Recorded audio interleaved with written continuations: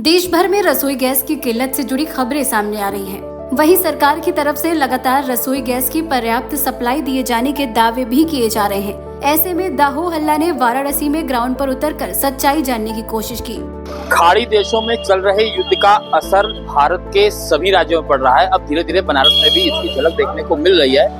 Gas cylinder LPG को लेकर जो किल्लत है वो बढ़ती हुई नजर आ रही है। हालांकि जो जिलाधिकारी है और सरकार है वो ये दावे कर रही है कि इस समस्या का इस तरह की भी कोई समस्या है नहीं, लेकिन ग्राउंड पे क्या हकीकत है, क्या सच्चाई है, उसको देखने के लिए हम बनारस के कैंट स्टेशन के सामने वाली गली में यहाँ पे कई रेस्टोरेंट हैं, कई होटल्स हैं, वहाँ पहुँचे हैं। और यहाँ जो है हम इस समय बनारसी रसोई है वहाँ पहुँचे हैं। यहाँ पे हम आपको दिखाना चाहेंगे कि यहाँ पे जो रसोई का जो चूल्हा है वो चूल्हा फिलहाल बंद है। क्यों बंद है? क्योंकि यहाँ पे एलपीजी गैस के लोग को लेकर समस्याएं बनी हुई है।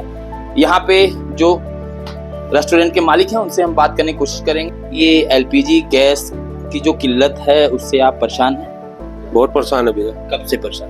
परेशानी तो करीब एक हफ्ते से चल रही है। एक हफ्ते से चल, लेकिन अब बढ़ती चली जा रही है। अब तो बिल्कुल इतनी बढ़ गई है कि अब चलना मुश्किल है। होटल मुश्किल लग रहा है अब जो होटल जो है। अब उसके लिए फिर अल्टरनेट कुछ व्यवस्था करनी पड़ेगी। हम लोग लगे हुए हैं। तो क्या क्या व्यवस्था है जो आप विचार कर रहे हैं? अल्टरनेट व्यवस्था एक ही बस्ती है, कोयला जलाइए, और उसी पे विचार कर रहे हैं कैसे क्या किया जाए। तो उसके लिए आपको मट्टी लेनी होगी, कोयले की व्यवस्था करनी होगी।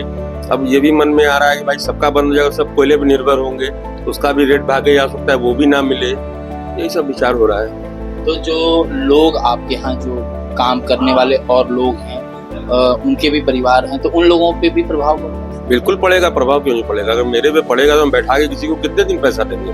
या आप ही कहीं काम कर रहे हैं, न्यूज चैनल है आपका, नहीं चले तो मालिक आपको कितने दिन पैसा देगा? कितने लोग?